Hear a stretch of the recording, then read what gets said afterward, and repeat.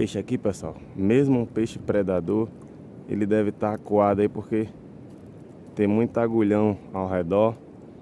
Mesmo sendo um peixe predador, roubalinho, caranha, esses peixes, né? Ele acaba sendo predado pelo agulhão, que ainda são maiores que eles. Então, muitas vezes é isso aí que acontece. Bateu lá, mas eu vi ali que ali foi um agulhão.